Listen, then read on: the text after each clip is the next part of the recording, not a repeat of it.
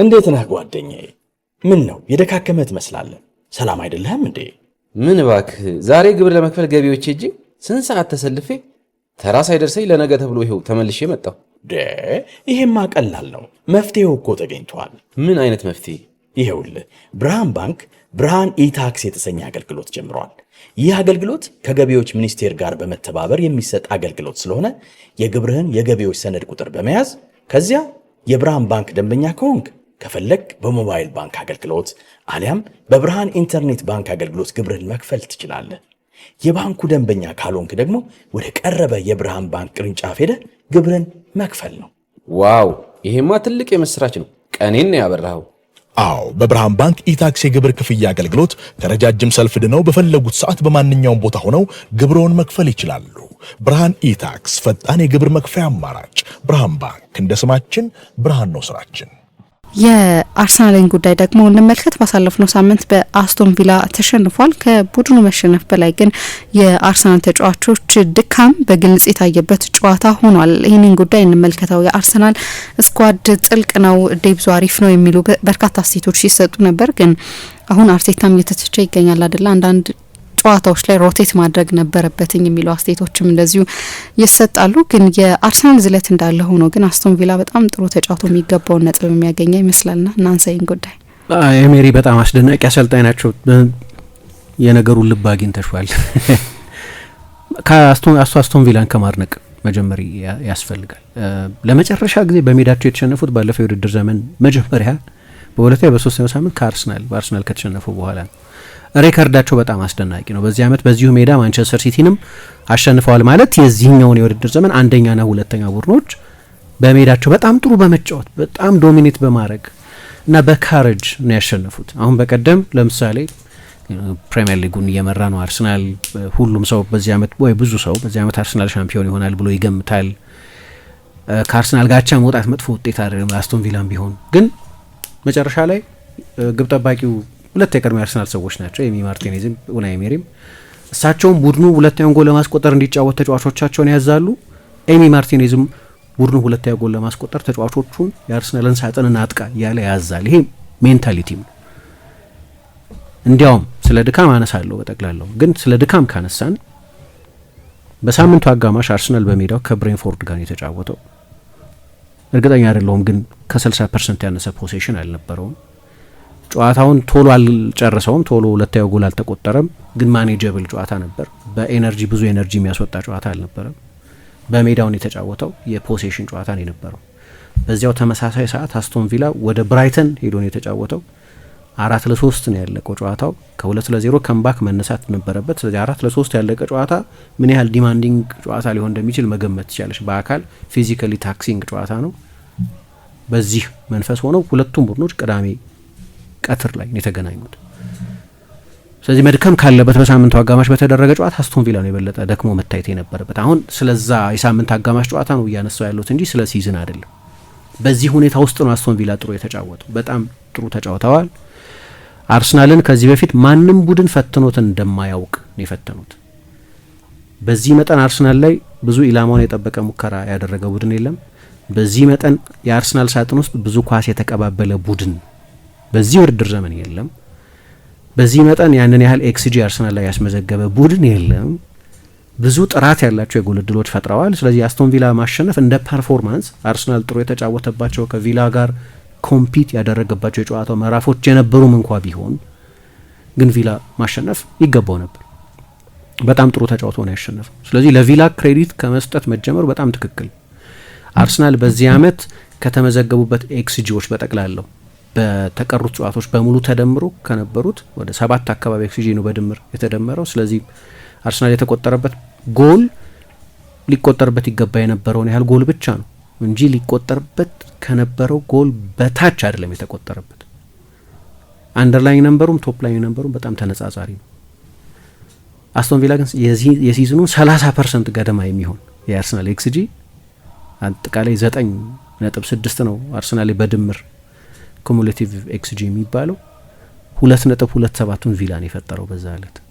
የአርሰናል ተከላካይ መስመር በዚህ ውድድር ዘመን በሊቨርፑልም በማንቸስተር ዩናይትድም ኒውካስልም በቶተንሃምም በቼልሲ በማንም እንደዚህ አልተፈተነም። ማንም እንደዚህ አይነት ቁጥር ላይ ደርሶ ስለማያውቅ ያንን ያህል ጊዜ አርሰናል የፍጹም ቅጣት ምት ሳጥን ውስጥ ኳስ የነካ ቡድን አልነበርም። የኤሜሪ ቡድን ነው ይሄ። በጣም ጎበዝ አሰልጣኝ ናቸው፣ ጥያቄ የለውም። እና አርቴታም ደግሞ እንደ አጋጣሚ ሆኖ 6 ጊዜ በቪላ ተሸንፏል። ብዙዎቹን ሽንፈቶች በኤሜሪ ምስር ነው። ስለዚህ እንደ አሰልጣኝ ምን ያህል ጥሩ አሰልጣኝ እንደሆኑ የሚያሳይ ጥያቄ የለውም። አዲስ ነገር አይደለም፣ እናውቃለን በጣም ጥሩ አሰልጣኝ መሆናቸው ነው። ቪላ ለዋንጫ ይፎካከር አይፎካከር አላውቅም፣ ግን 3 ነጥብ ርቀት ላይ ነው ያለው። 3 ነጥብ ርቀት ላይ ያለ ቡድን ቢያንስ አሁን በሚያሳየን የደረጃ ሰንጠረዥ ማስረጃ የዋንጫ ተፎካካሪ ነው። ይዘልቃል ወይ አላቅም። አርቴታም ከጨዋታው ፊት ሲጠየቅ ቪላ የዋንጫ ተፎካካሪ ነው ወይ ተብሎ ሲጠየቅ ለ2 ወር ለ3 ወር ይህንን እያደረጉ የሚቀጥሉ ከሆነ ኦፍኮርስ የዋንጫ ተፎካካሪ ናቸው የሚል አስተያየት ሰጥተውን፣ እሱን አላቅም። ማስተዋል ያለብን አስቶን ቪላ ክረምት ላይ በቂ ዝውውሮች አላደረገም። ኢቫን ጊሳን ለሚባል ተጫዋች ብቻ ነው ገንዘብ ያወጡት። እሱም ተጫዋች ያንን ጨዋታ አልጀመረም። በውሰት ያመጧቸው ጄደን ሳንቾና ሃርቪ ኤሊየት አይነቶች ተጫዋቾች ደግሞ እየተሰለፉ አይደለም። ሳንቾ ተቀይሮ ገብቶ ነው የተጫወተው። የነበረው ስኳድ ላይ አዳዲስ ትልልቅ ዝውውሮች አልፈጸሙም። እንዲያውም ኤኒ ማርቲኔዝ በእንባ ተሰናብቶ ነበር የአስቶን ቪላ ደጋፊዎችን እና ለአስቶን ቪላ ክሬዲት መሰጠቱ በጣም ተገቢ ነው ለማለት ነው። ምሳሌ አርሰናልን በተመለከተ እኔ አንዳንድ ታክቲካዊ ጥያቄዎች መነሳት ያለባቸው ይመስለኛል።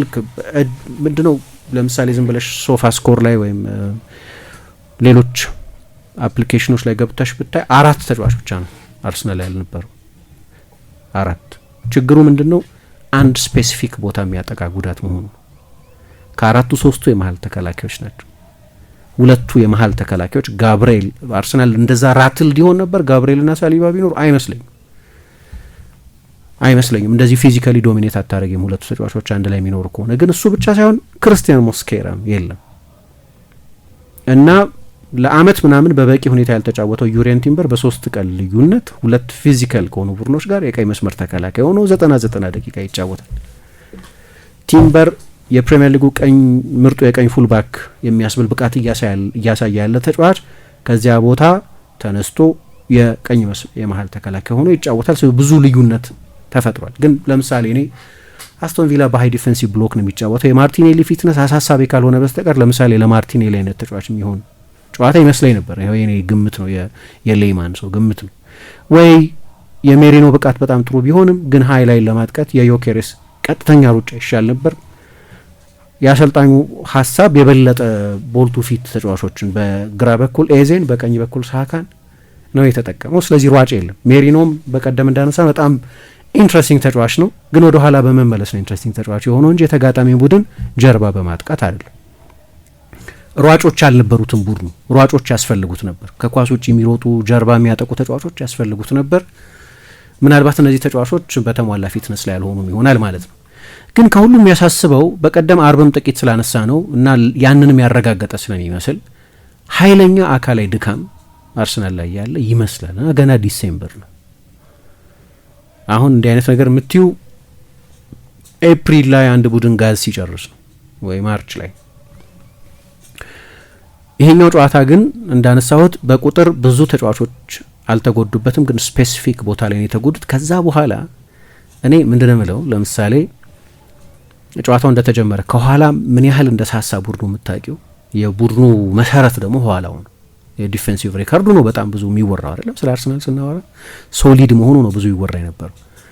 በመጀመሪያው 10 ደቂቃ ብቻ ጨዋታው እንደተጀመረ በመጀመሪያው 10 ደቂቃ ብቻ በሙከራዎች እኔ ብዙ ጊዜ ይሄንን እጠቀማለሁ። እኔ በደንብ ስለሚያበራልኝ ነው ኤክስጂ የምለው። አንዳንድ ሰው ሊሰለችው ይችላል፣ ግን ለእኔ በጣም ኢምፖርታንት ሜትሪክ ነው። ከነ ድክመቶቹ ሙሉ ጨዋታን ያብራራል የሚል እምነትም የለኝም።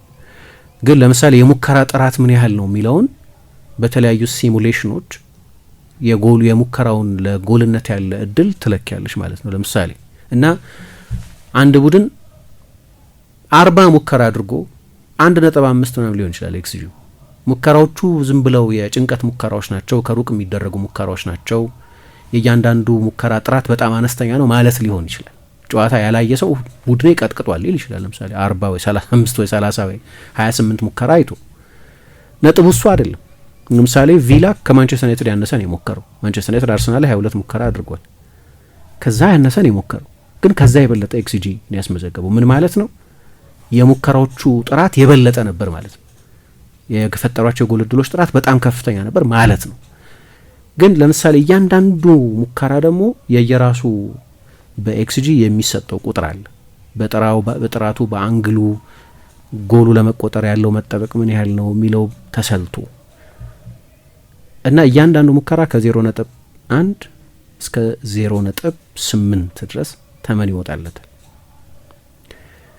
ቪላ በ10 ደቂቃ ውስጥ አርሰናል በዚህ ዓመት ተመዝግቦበት የማያውቅ ነገር አደረገ። የአንዱ የሾት ዋጋ ከ0.5 በላይ ሙከራ የተደረገበት ሙከራ ተደርጎበት አያውቅም። ኢንፋክት ብዙዎቹ ጨዋታዎች ላይ አርሰናል ከ0.5 በታች ኤክስጂ ነው በጨዋታዎቹ ላይ በሙሉ የሚፈጠርበት። ኦሊ ዋትኪንስ አግኝቶት የነበረው የጎል ማስቆጠር እድል ከ0.5 በላይ። ይህንን ለማድረግ 10 ደቂቃ ነው ያስፈለገው። አስቶን ቪላ ምን ያህል ከኋላ ያለው የአርሰናል የተከላካይ መስመር በእኔ ግምት በጉዳቶቹ ምክንያት ብዙ ተጎድቶ እንደነበር የሚያሳይ ነው። ግን የተከላካዮቹ ጉዳይ ብቻ ሳይሆን ጠቅላላ የቡድኑ አፕሊኬሽን፣ ለምሳሌ ኤዜ የግራ ክንፍ ተጫዋች ሆኖ ተጫወተ። የት ነው መደበኛ ቦታ? አከራካሪ ነው። እስካሁን ድረስ ግልጽ አይደለም። የኦደጋርድ ባልነበረበት ጊዜ ቦታ ተገኝቶለት ነበር። የቀኝ 8 ቁጥር ወይም 10 ቁጥር ሆኖ እየተጫወተ ስለነበር ግን የራሱን ሰው መቆጣጠር አልቻለም። ማቲካሽ በቅርብ ሳምንታት ለአስቶን ቪላ ማገገም እና ጥሩ መጫወት፣ ተከታታይ ጨዋታዎችን ማሸነፍ፣ ወደ ፕሪሚየር ሊግ አናት እንደዚህ መስፈንጠር ምክንያት ከሆኑት መካከል አንደኛው የማቲካሽ ፎርም ነው። አሁን ኤሜሪን የምታደንቂያቸው ሪካርዶ ካላፊዮሪ ወደ ሴንትራል ቦታዎች ብዙ ጊዜ ይገባል፣ ይታወቃል ይሄ። ስለዚህ አርሰናል እዛ ቦታ ላይ መሸፈን ሊከላከለው የሚገባ ስፔስ እንዳለበት ወይም ቀዳዳ እንዳለበት ይታወቃል። ያንን የሚያጠቃ አሰልጣኝ ብዙ አታይም። ማቲካሽ ያንን ሪካርዶ ካላፊዮሪ በታክቲካዊ ምክንያቶች ትጦት የሚወጣውን ስፔስ በተደጋጋሚ ያጠቃ ነበር፣ ግን የራሱን ሰው አልተከተለም። ኤቤሪቼዜ ምናልባት ለዛ ሊሆን ይችላል ቀይሮ ያስወጣው። ግን የአርሰናል ተጫዋቾችን በተመለከተ ምሳ በቀደም ስለ ራይስ ስናገር ነበር። ዴክላን ራይስ ወደ 2000 ደቂቃ እየተጠጋ ነው። በቀደም የብሬንፎርዱ ጨዋታ ላይ ተጎርቶ ለዚህ ጨዋታ የመሰለፉ ነገር ጭምር አጠራጣሪ ነበር። ለእንግሊዝ ሁሉንም ጨዋታዎች፣ ለአርሰናል ሁሉንም ጨዋታዎች እያደረገ ያለ አጫወቱን ብዙ ኤነርጂ የሚያስወጣው አይነት ተጫዋች ነው እና የባለፉት 3 ተከታታይ ጨዋታዎች ላይ ተጫዋቹ እያሳየ ያለው ብቃት እንደ ደከመው ተጫዋች ነው እየተጫወተ ያለው። ቅድም ያልሽው ነጥብ የሚሰራው እዚህ ጋር ነው። ሮቴት መደረግ ነበረበት የሚል በማን አሁን ባሉት አማራጮች እምነት የለውም አሰልጣኙ እንደማለት ይሆናል። በክርስቲያን ኖጋርድ ላይ ወይ አላቅም ሚኬል ሜሪኖን እዛ ቦታ ላይ ማሰለፍ አንድ ምርጫ ሊሆን ይችላል። እነዚህ ተጫዋቾች ራይስ የሚሰጠኝን ተነጻጻሪ ፐርፎርማንስ አይሰጡኝም ብሎ አያምንም ይሆናል። አላቅም ራይስ ሁሉንም ጨዋታዎች የቻምፒየንስ ሊግ የፕሪሚየር ሊግ ጨዋታዎች የሚጀምር ተጫዋች ነው። ግን እሱ ብቻ አይደለም። ለምሳሌ አንዳንዶች ተጫዋቾች ሳይጫወቱ የቆዩ ተጫዋቾች አሉ። ቅድም የቤን ዋይትን አነሳው። ቤን ዋይት ረጅም ጊዜ ሳይጫወት የቆየ ተጫዋች ነው። አሁን በቀደም 3ኛ የፕሪሚየር ሊግ ጨዋታውን ሲያደርግ ነው። ኦልትራፎርድ ላይ ጀመረ ከማንቸስተር ዩናይትድ ጋር በነበረ ጨዋታ። ብሬንፎርድ ላይ እስኪጀምር ድረስ ሌላ የፕሪሚየር ሊግ ጨዋታ አልጀመረም። ረጅም ጊዜ ከጨዋታ ቆየና ርቆ ቆየና ከ72 ሰዓት ባነሰ ጊዜ ውስጥ በሚደረግ ሌላ ጨዋታ ላይ እንደገና ከቪላ ጋር ፈታኝ ከሆነው ቪላ ጋር 290 ደቂቃዎች እንዲጫወት ተደረገ። ብሬንፎርድ ቪላ። ፒየሮ ኢንካፒዬ የዝውውሩ ገበያ የመጨረሻ ዕለት የፈረመ ተጫዋች ነው። ጥሩ ተከላካይ መሆኑ ጥያቄ የለውም። በቀደም በእኔ እምነት ጥሩ ተጫውቷል። ግን እስከ ባለፈው የስታንፎርድ ብሪጅ ጨዋታ ድረስ ለአርሰናል የፕሪሚየር ሊግ ጨዋታ አልጀመረም ነበር። ከዚያ በኋላ ያለ ረፍት እየተጫወተ ነው። ለአንዳንዶቹ ፊዚካል ሾክ ነው። የራይስን ብዙ የተጫወተውን ተጫዋች አነሳሁ እንጂ ባለፈው ከብሬንፎርድ ጋር በነበረው ጨዋታ ሳካን አሳርፎታል፣ ቲምበርን አሳርፎታል። ግን በጠቅላላው በዚህ በጣም ፈታኝ በሆኑ የ5 ጨዋታዎች ብሎክ ከቶተናም ጨዋታ ጀምሮ እስከ አስቶን ቪላ ጨዋታ ድረስ 5 ጨዋታ ናቸው። 5ቱም ፈታኝ ጨዋታዎች ናቸው። ባየርንን በቻምፒየንስ ሊግ የገጠሙበትን ጨዋታ ጨምሮ ማለት ነው 4 5 ጨዋታ ብዙ ሮቴሽን ነበር ማለት አትሲም ከነዚህ 2 ተጫዋቾች በስተቀር እና አብዛኞቹ ተጫዋቾች አንዳንዶቹ ገና ከጉዳት የተመለሱ ናቸው። ለምሳሌ ዮኬሬስ ገና ከጉዳት የተመለሰ ተጫዋች ነው። ኦደጋርድ ገና ከጉዳት የተመለሰ ተጫዋች ነው። ማድዌኬ ገና ከጉዳት የተመለሰ ተጫዋች ነው። ሊያንድሮ ትሮሳር ከጉዳት የተመለሰ ተጫዋች፣ ለዚያውም ጨዋታ ከ30 ደቂቃ በላይ መጫወት አይችልም ተብሎ ተቀይሮ ገብቶ ተቀይሮ የወጣ ተጫዋች ማለት ነው። ማርቲኔሊ ገና ከጉዳት የተመለሰ ተጫዋች ነው። ቡካዮ ሳካም ከዛ ጉዳቱ ሙሉ ለሙሉ ጨርሶ በፊትነሱ በኩል ለመመለሱ የሚያስተማምን አይነት ብቃት አይደለም ሰሞኑን እያሳየ ያለው። አንዳንዶቹ ደግሞ ቅድም እንዳነሳው ተጎድተዋል የሉም። ሳሊባ፣ ጋብርኤል ማጋላይሽ እና ክርስቲያን ሞስኬራ ቢያንስ ሁለቱ ረጅም ጊዜ ከሜዳ የሚርቁ ይመስላል። እስከ ጃንዋሪ ድረስ የሚመለስ አይመስልም። ጋብርኤል ሞስኬራን በተመለከተ ለሳምንታት ከሜዳ ይርቃል የሚል አስተያየት ሰጥቷል። አሁን እዚህ ጋር የስኳድ ስፋት ጥያቄ ይነሳል አይደለም? ኦኬ ሰፊ ነው እሱ ጥያቄ የለውም። ለእያንዳንዱ ቦታ 2-3 አማራጮች አሉት አሰልጣኙ። ችግሩ ግን እነዚህ ተጫዋቾች አንድ ላይ አቬይለብል አይደሉም። በቀደም ያነሳሁት ነጥብ እሱ ሰፊ ነው ስኳዱ። አሁን ድረስ ፕሪሚየር ሊግ እየመራ ያለው ሰፊ ስለሆነ ነው ስኳዱ። እስካሁን ድረስ ማለት ከባባር ጨዋታዎች ነበሩበት። እስካሁን ድረስ እየመራ ያለው ሰፊ ስኳድ ስለሆነ ነው። ሳካ ባልነበረበት ጊዜ ማድዌኬ ስለነበር፣ ማድዌኬ ባልነበረበት ጊዜ ሳካ ስለነበር፣ ኦደጋርድ ባልነበረበት ጊዜ ኤዜ እዛ ቦታ ላይ ስለነበር ነው። ግን በተመሳሳይ ጊዜ ኤዜና ኦደጋርድ ግን አልነበሩትም፣ ወይም ብዙ ጊዜ ማድዌኬና ሳካ ግን አንድ ላይ አልነበሩትም። ስለዚህ የተቀሩትን ተጫዋቾች ብዙ ለማጫወት ይገደዳል አሰልጣኙ እና መጨረሻ ላይ ያ ኮሌክቲቭ ፋቲግ ይመጣል። በቀደም እንዳየነው አይነት እና በቀደም ቪላ ከባድ ቡድን ነው። ግን ለምሳሌ ጋብርኤልና ሳሊባ ሳይኖሩ የአርሰናል ያለፉት 3 ዓመታትን ሪከርድ ልንገርሽ። ብዙ ጊዜ አብረው ስለነበሩ ሳምፕል ሳይዛችን ትንሽ ነው። ግን ሁለቱ አንድ ላይ በማይኖሩበት ጊዜ የአርሰናል ጨዋታ የማሸነፍ ፐርሰንቴጅ ፖይንት በ17% ነው የሚቀንስ። እነሱ ሲኖሩ 68%፣ እነሱ ሁለቱም አንድ ላይ ከሌሉ ወደ 52% ይወርዳል። በጣም አስፈላጊ ተጫዋቾች ናቸው። ግን ደግሞ ባለፉት ጥቂት ዓመታት ብዙ የተጫወቱም ተጫዋቾች ናቸው። ስለዚህ ባለፉት ሲዝኖች በነበሩ የተጠራቀሙ የጨዋታ ድካሞችን ምክንያት የሚስተዋል እንዳልኩት አሰልጣኝ ኤሜሪ ከወሰዱት ታክቲካዊ ብልጫ፣ ቡድናቸው ከተጫወተበት ራህብ፣ አሁን ካለበት ፎርም፣ ከሴታፓቸው፣ ካጠቁበት ሜተድ፣ ጨዋታውን ለማሸነፍ ከነበራቸው ኢኒሽቲቭ በመነሳት ውጤታቸው ምንም ይሁን የኤሚሊያኖ ቡዌንዲያ ጎል ከዚህ በፊት በአርሰናል በጣም ይፈለግ የነበረ ተጫዋች ነው። ቻምፒየንሺፕ ውስጥ በነበረበት ጊዜ ሌላ የአርሰናል ሊንክ ያለው ማለት ነው። እንደ ኤሜሪ እንደ ማርቲኔዝ በመጫወትም ባይሆን ግን ሊዘዋወር ይችላል በሚል ብዙ የተወራለት ተጫዋች ነበር። ያንን ጎል ባያስቆጠርም ቪላ የተጫወተበት ኢንቴንሲቲ ግን አስደናቂ ነበር። እንግዲህ አሁን ሌላ የሚያሳስብ የሚመስለኝ ነገር የአርሰናል ከትልልቅ ወይም ከደህና ወይም ከቶፕ 10-9 ቡድኖች ጋር ከሜዳ ውጭ ያለው ሪከርድ ነው። አምና ካልተሳሳትኩ ብሬንፎርድን ብቻ ነው ከሜዳ ውጭ ሄዶ ያሸነፈው። ወደ ብሪጅ ሄዶ አላሸነፈም፣ ወደ አንፊልድ ሄዶ አላሸነፈም፣ ወደ ኤሚሬትስ ሄዶ ወደ ኤቲሃድ ሄዶ አላሸነፈም። ወደ ቶተናም ሜዳ ሄዶ አሸንፏል። ግን ቶተናም 17ኛ ነበር። አምና ከ1 እስከ 10 ከጨረሱት ቡድኖች መካከል ከብሬንፎርድ ጋር መሰለኝ ከሜዳ ውጭ ያሸነፈው።